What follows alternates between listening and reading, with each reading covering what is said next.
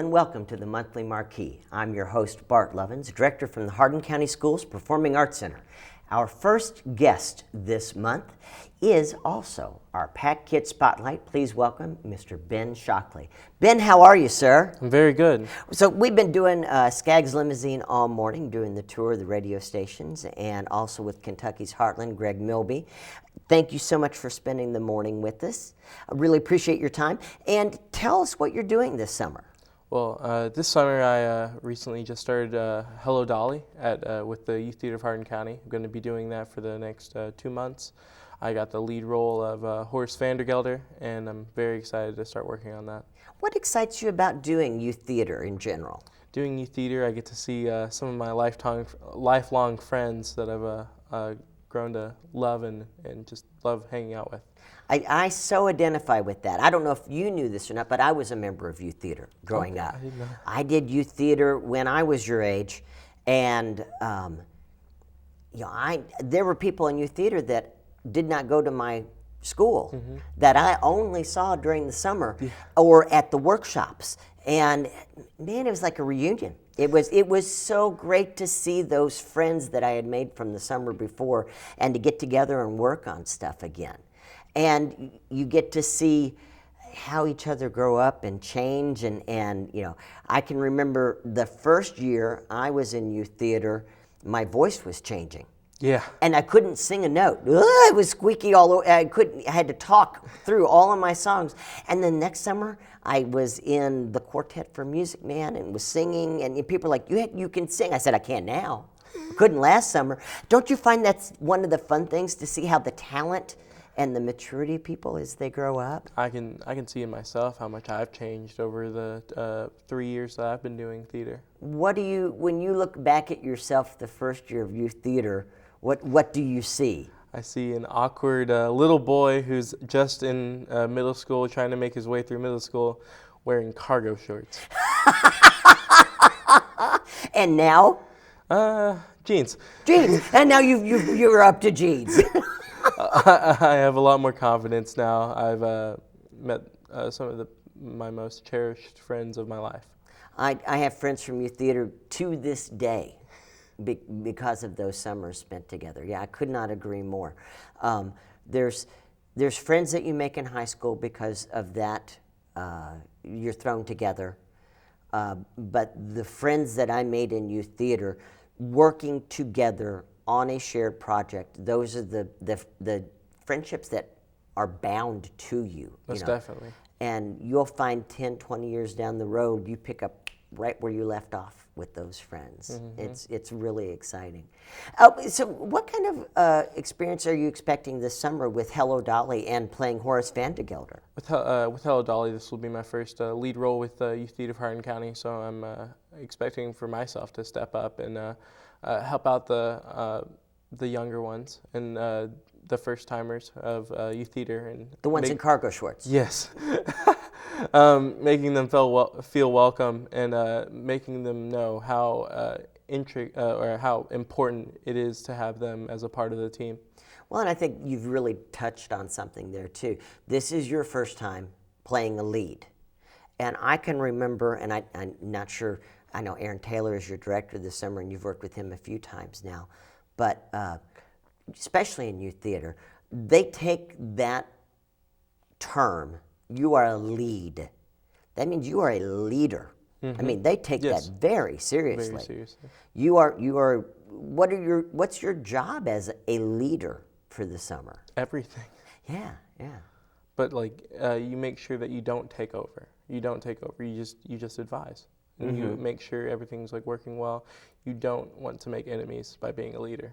And it's you mentioned stepping up. The goof off time is done. Yeah. But you can still goof off when you have the time. Absolutely. Just time and place. Yes. Yeah. And tell us about this role you're playing. Horace Vandergelder is a very stoutly man. He's old-fashioned. He grew up when women just worked in the kitchen and all that, but now it's the progressive 20th century, and that's all gone. The suffragette movement is in full force, and all that's working. And he has to adapt. He does have to. And he doesn't like to adapt. No, he hates adapting. he hates when things don't go his way. Well, and that's going to be a great opportunity for comedy. Most definitely. You and I were talking earlier today. You have discovered Frasier. Yeah. And being able to pull comedy tricks and bits and pull those into things. I'm really looking forward to watching you in the show this summer. What are some of your goals down the road? Down the road, I want to become a chef, and I want to keep an active presence in the arts, though. And how does that balance with each other? I mean, I'm sure some people watching the show would go, so you've been doing theater, dance, music since 2016 we talked about. So all of these things that you're doing, they're saying you go down this path, but you're telling us now you want as a career to go down this path. So how do those two things relate to each other? Well, with theater, you learn how to work well as a team. You learn good just people skills, how to network with other people, getting to know other people to make your acting career better. And you learn to work with all types of people, all different walks of life. You learn to read people. You learn to understand people on a deeper level to make it sure that you can work with anybody all around, and that's how you create a good team in the kitchen. Well, absolutely, creating a good team in the kitchen. And one of the things I think about with theater is I think it teaches us as performers and the audience alike empathy. It's through performing that we learn about other cultures. It's through seeing performances we learn about other cultures. And I think there's a certain amount of that involved with cooking. Most definitely. And you're going to be, you mentioned that international cuisine is something you're interested in, and being able to understand why someone makes a bean soup the way they make a bean soup, and the tradition and culture that goes into something that you're sharing with others, I think is very fascinating and totally relatable to each other. Would you agree? Most definitely. I was talking about bean soup because you mentioned your mom's bean soup earlier today, but we were also talking about spices earlier today. What do spices tell you personally about a culture? It shows how much flavor and cultural flavor of the person is in the dish. It tells you why the geography of the land, the type of things that are around, and just like the style of the people. And the history. Yes. Yeah. Speaking history, our time is up, but I'm so excited for you to be going into youth theater, and you have how many more years with youth theater? 2. So you're already a leader, and you have 2 more years of leadership in youth theater, and I'm really looking forward to how you grow as a leader, and then applying that to your career in the future to share all of these things from around the world with us. Thank you, Ben. Thank you. Our next guest is Miss Shamika Freeman, representing Hardin County Playhouse and directing their summer production of A Midsummer Night's Dream. How are you today? I'm fabulous, thank you. Breathing easier, see the end, the finish line is ahead of you. It's coming up quick. But we are ready, and we're just getting final touches on things. Our costumes are all done. I'm super excited about that. We have some interviews coming up in the upcoming papers. Our costumer, Angela, is phenomenal. Literally, our wings, they look like stained glass. It is just, it's a dream. Well, let's back up just for a second to get into that. Yes. People know Midsummer Night's Dream. Yes. They may have never seen it, but they know the name. They know it's Shakespeare. They know it's been around for hundreds of years. What is special about this production? Why do I need to see another production of A Midsummer Night's Dream? With this production, it literally encompasses the whole community. Our youngest actor is 3 years old. Our oldest actor is in his 70s. We have a soldier from from Fort Knox. We have people from Rhineyville, E-Town, Radcliffe. So literally, this is a good representation of Hardin County Playhouse. Yeah. It's fun. It's like a visually, it's going to be stunning. I'm really excited, especially out in the park setting, and we have a fabulous set going up, flowers that light up, wings that look like stained glass. We have a donkey head that is phenomenal. Like I'm so impressed with all of the work that these people have come together and to put on this fabulous show. And not only that, but we're going to have vendors and other acts throughout the community to come and perform during this festival. We have Five Oaks, which is a LARPing demonstration that we're going to have. Kentucky Borderline will be performing, DDC Dance Troupe, Bluegrass Productions, and the Heartland Phillies too. So let me make sure I'm understanding, because that's a lot of stuff going on. Yes. So this is not a one day. Right. It's thing. a 2-day event. We have different performers each day, and at the end of the festival day is the play Midsummer Night's Dream. So it'll be 2 performances. 2 performances. What time do things get started? Things start at 3 p.m. That's when the festival opens. Our opening act will hit the stage at 3. There will be food trucks, vendors. So come out, bring a blanket, enjoy the music and the fun. And at the end of the night, we're going to perform for you. So, and if you do want to just come for a little bit and then come back later for the show, that's fine. We'll have a way so that you can get back in, so you don't have to pay twice. What's this cost? $5. Oh my gosh. I know, what a bargain, right? So like the $5, come out, enjoy an afternoon full of entertainment, food, fun, and you get to meet different people in the community. I'm really, really excited that we have a lead on to Fort Knox now. So they are now coming more into, like, since Fort Knox is growing now, as everyone knows, we're getting more and more people interested in the arts from that area. So hopefully this will bring in more, a bigger auditioning pool. Sure. And even more skills that you never know are out there. Like Angela, her husband is a contractor on Fort Knox. Angela is your costumer? Is our costumer. And her husband, Dave, is the one who created all the wings by welding them. And this, it's fabulous. I can't even describe. It's so stunning. And he also did the donkey head. And Angela and her costuming skills is just taking like different prom dresses and refurbishing them into making them to this elegant fairy gown. And even our young lovers, they have like very unique kilts, and there's leather, and like I'm just so excited. And where is all of this taking place? Radcliffe City Park. Yeah. And a lot of people are just like, well, where exactly is Radcliffe City Park? Basically, from E-Town, if you're heading towards Radcliffe down Dixie Highway, if you hit the Veterans Center, you've gone too far, but it's on your left, and it's right before you leave the town of Radcliffe. Kind of near the Sonic? Kind of near the Sonic, about, I would say, a quarter mile north of the Sonic. That's always my signpost. Oh, here's Sonic. I gotta watch where I'm going now. There you go. Yeah, right. Yeah. Well, and I can remember doing shows in the barn. Yes. In Radcliffe Playhouse, way back when. I did. Carmen's coming up to interview next, and she and I could go on and on about the barn. I did one show in the barn. Oh, I didn't know that. And it was the last show that was done there. It was Gypsy, and it never got to be performed. Because that's when I know, right? That's when the barn collapsed during the big storm of '94.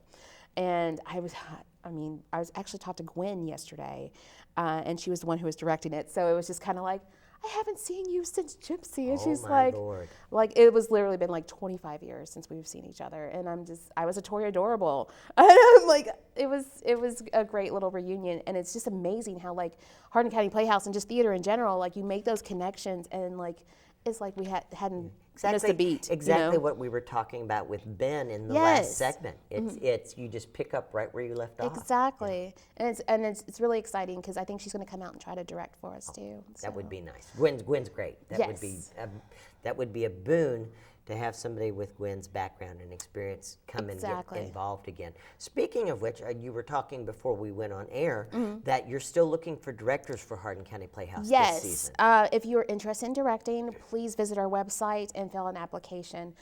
We are going to be making decisions this month about who's directing for the rest of our season. And the shows that we're doing this season is Harvey is in September, Nutcrackers is in December,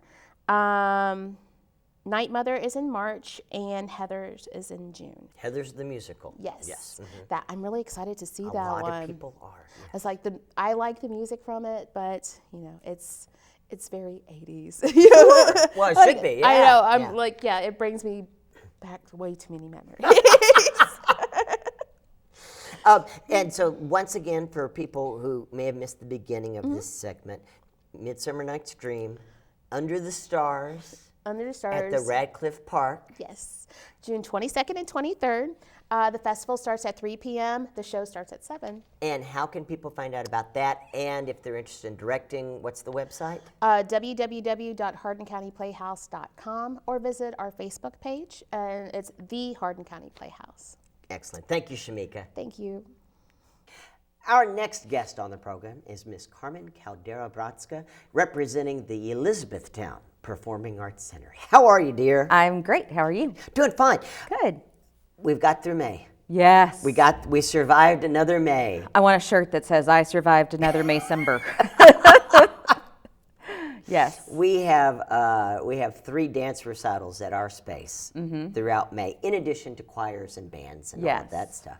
So we have 3 weekends that are all dance recitals, and Center Stage is the last dance recital. Right. And they do 3 rehearsals for 3 different recitals. Oh, wow. So they're with us for 6 days. Yeah. Give or take that week. And we decided that we all need to make gauntlets, like from Avengers. Right. With a different stone for every day that we survive. They can be made out of gumdrops. Yes. But a different stone for, well, I made it through that rehearsal. Right. And you just keep adding stones. Yes. Yes. Wouldn't we be decorative? So you were sharing with me, what are some of the highlights from your May? My favorite moments personally, because I'm sure everybody's would be different. Oh, sure. Would be our jazz band concert by the Elizabethtown High School Jazz Band, which is completely new. This was their first year. Oh, I didn't know that. Yes, and they were phenomenal. Loved every second of it. I was sad when it was over. I can't wait till next year because a jazz band will is only get just- better from this point. Yes, yes. And the soloists, it was like they'd done it forever. It was really just great to see. And my other favorite highlight would be the Elizabethtown High School Choir's performance of Vivaldi's Gloria with a professional chamber ensemble, mostly from Bowling Green, just gonna Warren ask. County, Okay. Barron County, and then some of them were pulled out and performed with the middle school choirs too. So they had the opportunity to see what it was like to perform with live musicians, not just a piano or a cappella. They got to have that experience of singing with a cello or singing with a trumpet. How do you get your pitch from a cello, piano? Yeah, it's different. Yes, It's different. Yes, so it was a wonderful learning experience for them, but amazing for the full house that we had to get to hear that. Yeah. There were some people that had performed it with ECTC, because that used to be, I don't know if it still is, but at least at this person's time, it was an annual tradition to do Vivaldi's Gloria. And so for the first time, she was able to sit in the audience and hear it, and hear it with a chamber ensemble as opposed to just the piano that they used. And it was just great. But things like that are so interesting, and you probably have experiences like this too.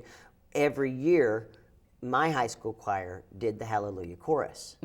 And to this day, I can't, when I hear it or see it performed, I think of that tenor part. It's in my, that's part of my memory. And I can imagine from that person's perspective seeing something that they had sung year in and year out for so long. Yes, yes, and they brought in professional soloists too. And this particular person that was talking to me had one of those solos. And she was like, it was so neat to hear their interpretation as opposed to my own. And so it was a great opportunity for the community. This was not a parent or a grandparent. This was a community member that came out to hear it, and it was great. Well, and dovetailing into the next conversation, I had an email conversation with someone else in the Hardin County school system, and we were getting some things done via email, and their last email to me was, "Thanks, great. By the way, hope you get away and have a nice summer break." And I emailed back, well, my summer break is 3 days in October. Right. Because the ball just keeps rolling. And I Yes. know the same is for you. Yes. Yes. Summer is our chance to kind of regroup, get everything put back away, get everything cleaned and inventoried and the way it's supposed to be, so we have a fresh start for the fall. But then we also have summer theater workshops, which we started last year, and we're doing them again this year. We have elementary, which is starting June 10th through 14th. Okay. And technical theater for grades 8 through 12. The elementary is grades 3 through 5. Okay. Technical theater is grades 8 through 12, and they're going to be doing a lot more hands-on than they even did last year. Okay. Building model sets, working on different painting techniques. Of course, we'll dip into costuming, and we'll do lights and sound, and as much as we can squeeze into those 5 days.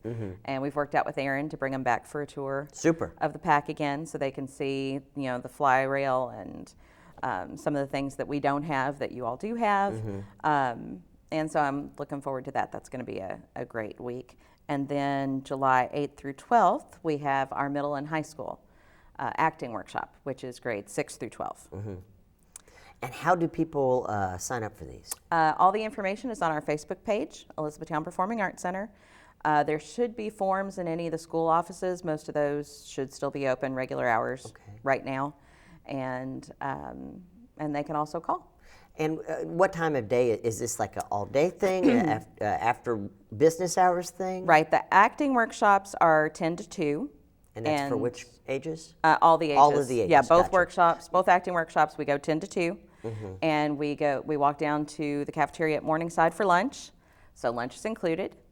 And the technical theater, we are doing 9 to 2. Gotcha. So we have that extra hour for cleanup, and it takes takes a little bit longer when you got to set up paint and drop cloths and that kind of stuff, and then clean up from the paint and the drop cloths and such. So we're doing it 9 to 2, and again, we'll walk down and have lunch. You said lunch is included. What's the Yes. charge per student? $90. Okay. And that includes the T-shirt, and we'll have some snacks too. And it's, I apologize, just making sure you're paying $90, includes lunch, Monday through Friday. Yes. And 2 weeks? 1 week. 1 week. 1 week. 1 week of each. We have 1 Gotcha, week for the gotcha. elementary, 1 week for technical, and 1 week for middle and high school. And again, I apologize. So if I wanted to do the tech and the acting, they're different weeks? They are different weeks, and you get a 10%. You get a $10 discount If you for sign your up second workshop. Yeah, there you go. Yes. So you really need to really go on Facebook and Yes. take a look at the whole thing, or find the form from your school's office. Yes. So that you can really wrap your head around it and Right. make your decisions for your student. Exactly. Excellent, Exactly. excellent. And what's the Facebook page again? Elizabethtown Performing Arts Center. Excellent. Thank you very much, Carmen. Thank you. 'Cause you got to love it, yeah. So, time. 'Cause I'm moving on the groove. 'Cause you got to love it, yeah. So, time. 'Cause I'm moving on. As recitals retreat, rehearsals rev up for youth theater and their summer production of Hello, Dolly. Now, Dolly, well, it holds a special place in my heart because it was one of the first professional productions in which I was ever cast. Way back in the summer of 1986, I was hired as a chorus member down in Galveston Island, Texas, for the outdoor drama The Lone Star, the official play of Texas, and their second show, Hello, Dolly. We performed under the stars every night for 3 months on a stage twice the size of Stephen Foster's, if you can imagine. And there, in the middle of it all, was our star, Marilyn May. Now, who, you may ask? Well, Marilyn May is a world-renowned jazz singer. She sang on The Tonight Show with Johnny Carson on 76 occasions, more than any other singer.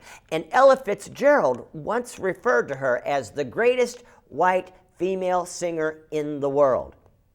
On top of all that, she could hold her own in a kick line and deliver a punchline to the back row of that ginormous amphitheater week after week in over 90-degree weather.